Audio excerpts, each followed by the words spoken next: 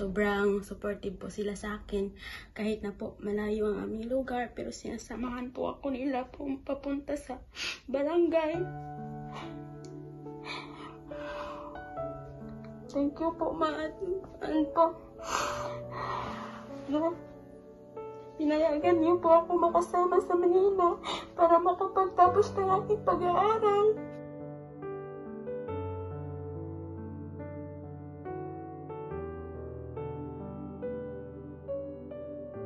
And good morning po mga kababayan. Nandito nga po ako ngayon sa Laguna at pupuntahan ko po ngayon yung tutuluyan po ni Nery. Ito po yung kanyang sponsor na pinanggalingan din po ni Madeline. So kaya po ako pupunta ngayon para maipakita po sa inyo. At isa po sa mga requirements din ng ADMO ng IPS or ng mga katutubo yung makita nila kung saan po talaga dadalhin ang ating scholar na si Nery. At importante po kasi na malaman din nila yung pagdadalan kasi dumaan nga po kami sa mga requirements. So yun po yung kailangan nilang makita din. Ano po? Kaya ito po, kasama ko ngayon si Direk Frankie. Ayan. At maaga po kami umalis. So yan. Si Ate Ruth naman, kilala ko na lagi kami natapunta na rin po siya sa amin. So ito lang yung unang pagkakataon na mabibisita ko sila dito sa kanilang bahay.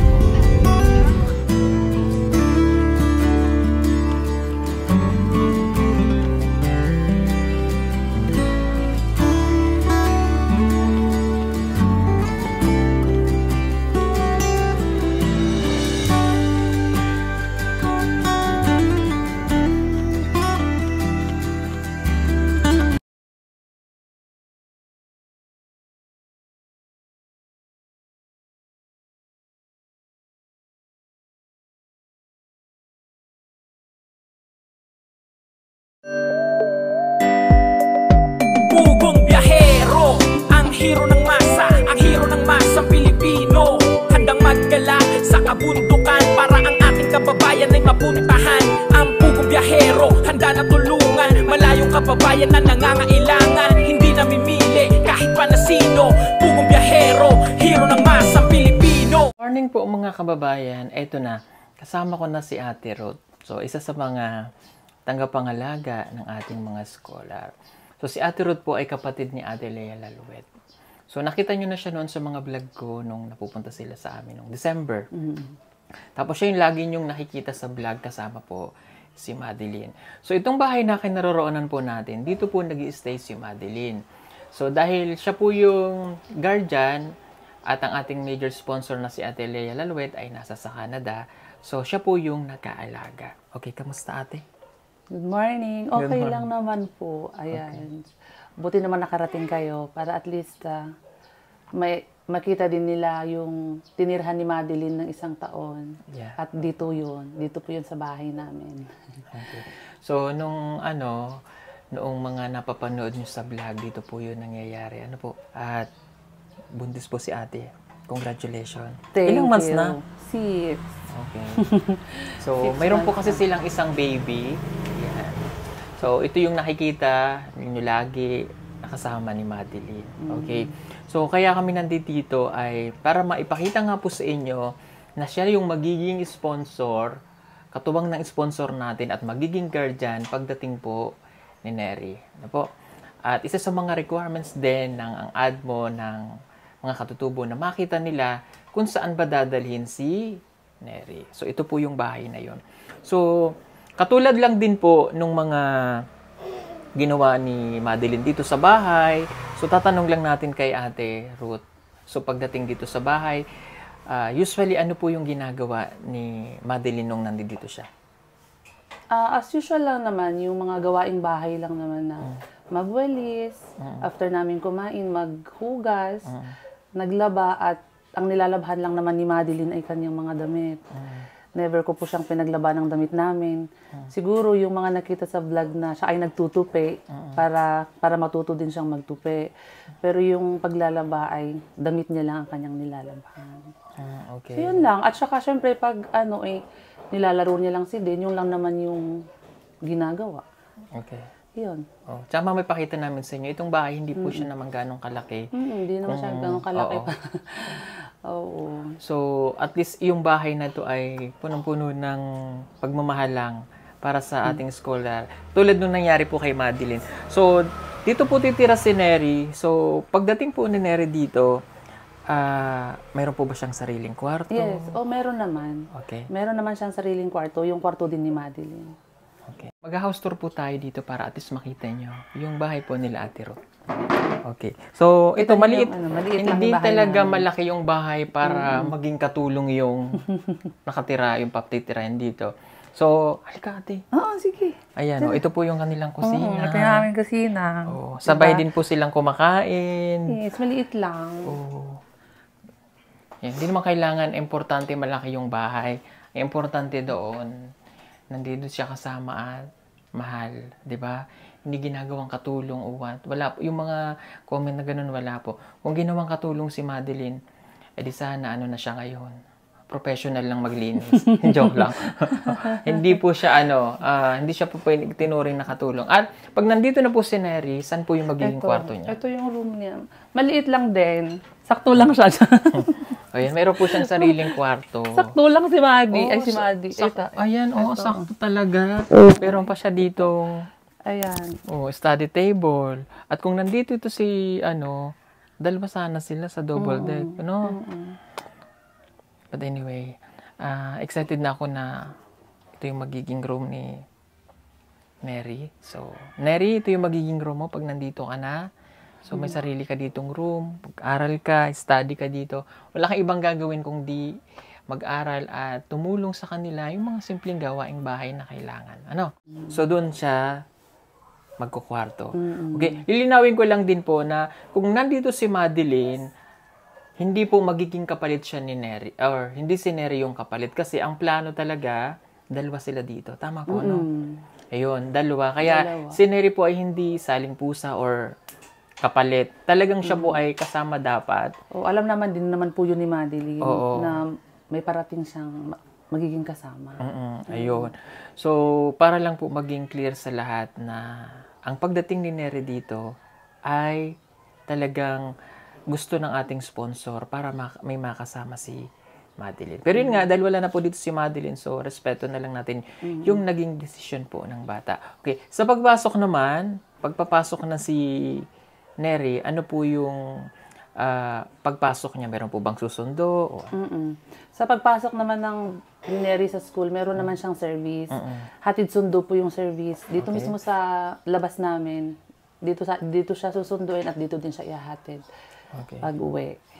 Okay. So, wala pong problema. So, ibig sabihin, yung pagpasok at pag-uwi ng bata ay safe. So, wala pong pagkalabas sa school, kung saan-saan pa pupunta. Diretso po mismo dito sa bahay. Okay. Sakto na yan, i-enroll na po si Neri. So, na-forward naman na namin yung mga requirements niya para po ma-enroll. Saan po siyang school papasok? Sa Tagaytay Science pa rin. Grabe, science high school to ha.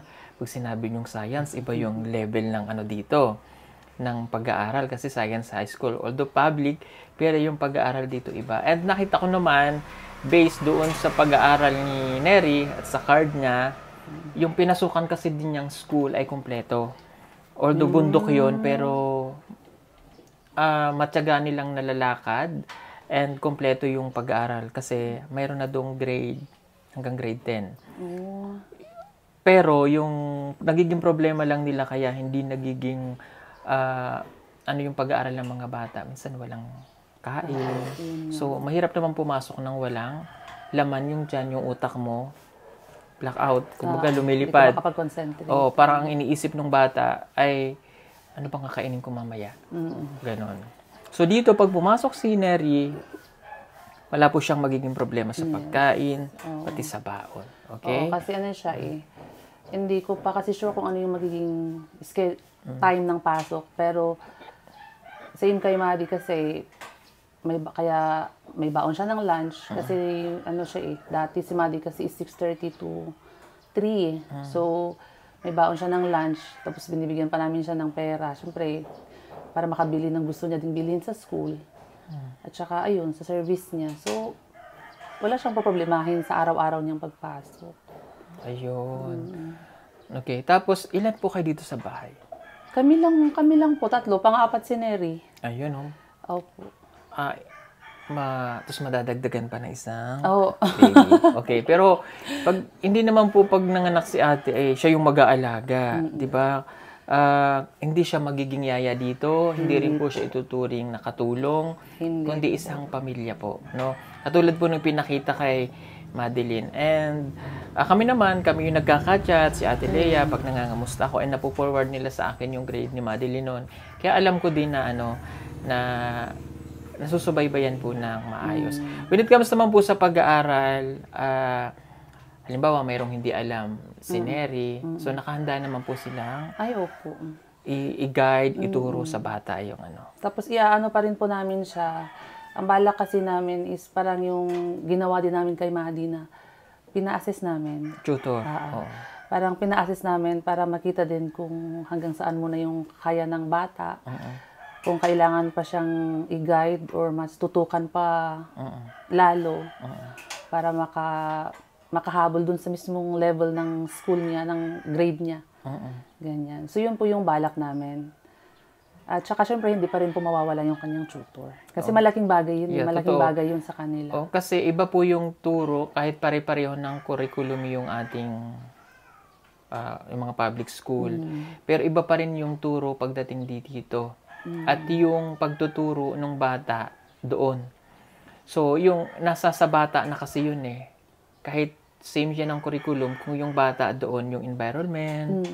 Pero hindi naman po natin ginajudge yung yung environment, at saka yun nga, yung pag walang pagkain, hindi napapasok, pag walang baon, at hindi na naisasubmit yung mga project kasi kulang na kulang sa pambili ng ganito, ultimo nga lapis at ballpen, hindi nila mabili. So, pinagkaiba, pag nandito na po siya, wala nang problema doon kasi maibibigay na lahat yung pangangailangan po ni Neri.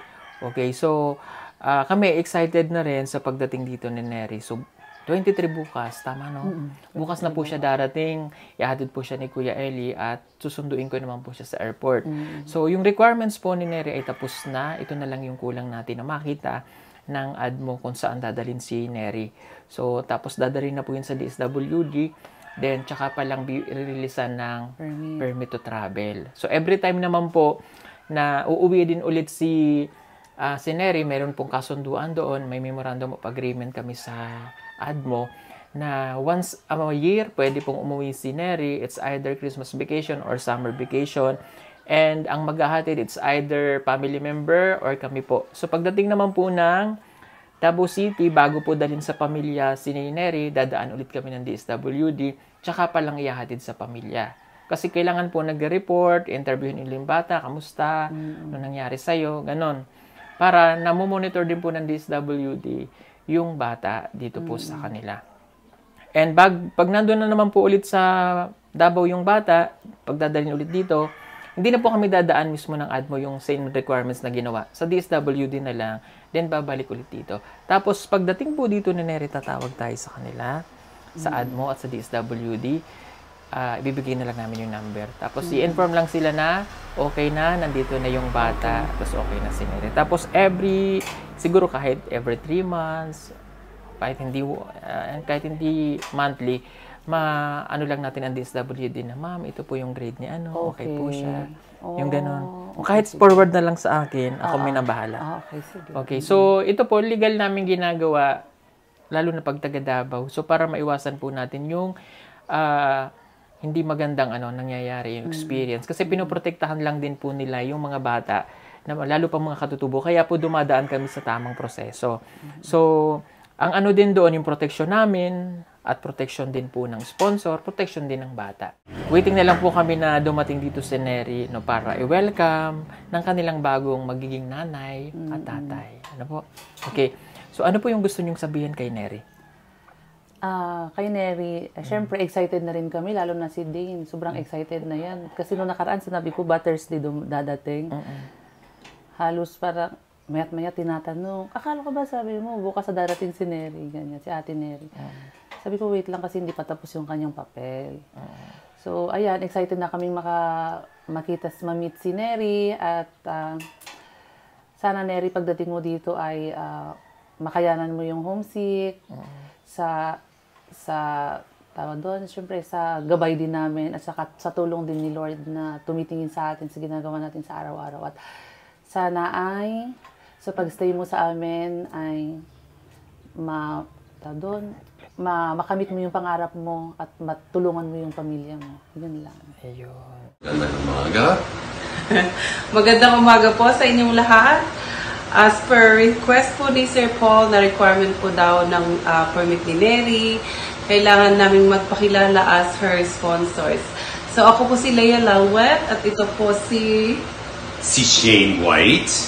Kami po ang sponsors ni Neri and dito po kami sa Alberta, Canada. Salamat po sa lahat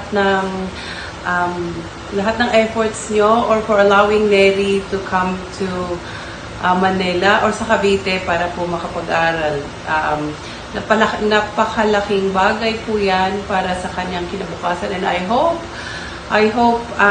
one day makabalik siya sa parents niya na nakatapos na ng kolehiyo and has a successful job. Yun po yung wish namin for her. What do you want to say to Neri? Do you want to say anything to Neri? Welcome her to the family. Welcome to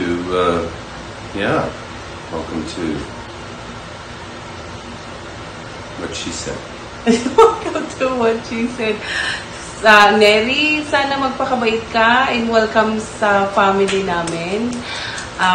Don't worry, you're in good hands. Sina Mama Ruth at Daddy Bill, Daddy Dante actually, that's his name. They're very nice people at a very God-fearing people po. So, Neri, sana good luck sa'yo. Sana matapos mo ang pag-aaral mo. And we are just gonna be here to support you sa lahat ng pangangailangan mo to get to your goal. Kung ang goal mo ay makatapos ng college and stuff like that. So, nandito lang kami to support and good luck. Welcome to our small family and safe flight papunta po ng Maynila. And to Paul and your team, maraming salamat sa lahat ng sacrifices nyo. Nakita ko yung mga videos sa hirap ng mga biyahe at pagpo-process ng permit ni Neri. Maraming salamat. Thank you. Bye everyone. Bye. Go. Alam niyo, super excited na ako makapunta sa Manila kasi bukas na nga ang flight namin. At thank you po kay Ate Rothbell and Leia Lalwet at sa PB team. Maraming salamat po sa inyong lahat. Kung hindi dahil sa inyo ay hindi ako maka-aral. Ako galit sa aking mga magulang dahil po sobrang supportive po sila sa akin. Kahit na po malayo ang aming lugar, pero sinasamahan po ako nila po papunta sa barangay. Thank you po, pinayagan niyo po ako makasama sa Manila para makapagtapos ng aking pag-aaral. At thank you po sa mga buong PBTM. Kung hindi po dahil sa inyo, hindi po ako makatapos sa aking pag-aaral. Or kung wala po ako ninyo nagawa, natrabaho na ako. Thank you po sa inyong lahat.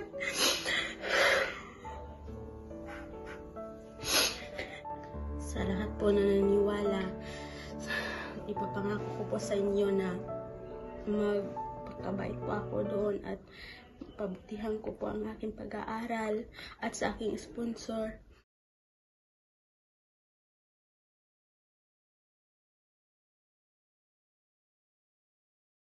Okay, and Karin, ako naman,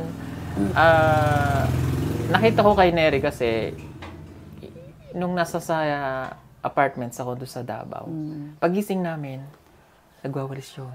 Talaga? Pagising sa umaga, hindi mo na siya sasabihan ng ganito yung gagawin. Yun po kasi yung observation namin. So every time na may dadalhin kami sa dito at may nakasama kaming katutubo, pag umaga nag-observe kami, very observant yung ano ko. Tapos tinitingnan ko kano yung ginagawa nila. Nagulat na ako, nagwawalis. Tapos nagtatanong siya, ano po yung gagawin ko? Kasi hindi ko po alam paano po gumamit nito. Yun nga, yun yung gusto ko sa kanya. Tinatanong niya paano pong gumamit ng rice cooker, paano pong magbukas ng ref, paano pong gumamit nito kasi nakita niya yung oven toaster, ano po yung pinipindot. Tapos napaka niya, yung innocent na tanong niya pero may dating na kaya niya tinatanong kasi gusto niyang malaman. Opo. Pati yung pagbubukas ng Gusto niya shower. matuto talaga. O pagpa-flush ng CR, tinatanong niya. Tapos sabi ko, very observant, tsaka gusto niyang matutunan. Kasi sabi ko, pag nandun ka na, ikaw na mismo yung magtanong sa kanila. Kasi baka, para hindi ma-misinterpret ng ano natin na wala kang ginagawa, yung ganyan. Pero sabi naman niya, hindi po wala pong problema sa akin. Kasi kung ano po yung sabihin nila, yun yung gagawin ko. Kaya magugulat ka na lang dyan, siya na yung nagkukusa, nagliligpit ng kinainan. Siya na yung magdadala nun. Ugasan niya na yun. Kasi yun yung alam niyang gawin. Kasi pinalaki siya ng nanay at tatay niya na gano'n. Tapos yung nanay at tatay niya, very supportive. Oo nga, pansin nga namin. Very supportive. Kasi nakita ko nung inihatid niya si Neri, gabi walang kain sila. Inabot na kami ng gabi doon sa barangay. So sabi ko napaka-supportive. Tapos the next day, ganun ulit. Alam niyo po si Neri, kung hindi po yun nakuha namin, ngayong taon na to hindi na siya mag-aaral. So kasi hindi na talaga kaya ng parents niya. So hindi namin masisi kasi nga talagang mahirap. Gustong-gusto niyang pag-aralin ng magulang niya. Kaya lang syempre, yung level ng grade school, dumadami yung gastos. Oo, tama. Tapos, naglalakad lang itong bata. Napakalayo. Paano pag walang kain to? Kaya, diba? Yun yung napakahirap sa kanya. Kaya sabi ko, sige, pag napika ng sponsor, sagang sure na dadaling kita. Kaya thank you po kay Ate Lea Laluet kasi siya yung naging daan na para madala po siya dito. And looking forward na para nandito na siya. So, kayo na po yung bahala. Anyway, continuous naman po yung maging communication namin and isi-share po din namin sa inyo. Step by step, matututunan niya. And kung mayroon po siyang tanong, huwag po sana kayo magsawa na ituro sa kanya. And kung mayroon siyang mga pinagdadaanan sa buhay, like for example sa family, So, binilang ko naman siya ng cellphone na magagamit niya. Yung cellphone niya kasi pinaiwan ko na sa nanay niya. So binilang ko siya ng bago para kako pag na-miss mo yung pamilya mo, okay lang umiyak. Diba, nandito na siya. Pag nakita niyo po siya na umiiyak, hayaan niyo lang. Kasi yung emotion ng bata, hindi mapipigilan yun eh. So hayaan niyo lang pong umiyak, tapos suportahan niyo lang. Kasi minsan, yung mga ganong bata, pag hindi nakakayanan, diba, iba yung nangyayari. So, kaya nandito yung mga guardian, nandito kami para supportahan po siya. Pero sa tingin ko naman ay kaya ni Neri. So, ngayon kasi, sabi ko, Kuya Ellie, iwanan siya sa kondo, try natin, iparealize sa kanya na kung wari nasa sarili, na nag-iisa siya, tapos kung wari may amo siya, para, halimbawa nagtatrabaho siya, kaya siya may amo, halimbawa nasa ibang bansa siya, yung ganun, ma-realize niya na nag-iisa lang siya. Tapos, doon niya na kaya niya pala. Tapos kanina, minessage ko, kaya mo? Kaya daw, okay naman siya. Ang lang niya, excited na siyang pumunta dito. Okay? So, yun lang po mga kababayan, at least nakita nyo na po yung pagdadalhan natin dito kay Neri at 100%, 101% na siya po ay safe and napakabait po nito ng ating mga sponsor. Lang po, maraming pong salamat. God bless. Panoorin nyo na lang po yung update pag nandito na si Neri kay na Ate Ruth Bill na channel. Salamat po. God bless. Bye-bye. Thank you din. Salamat po.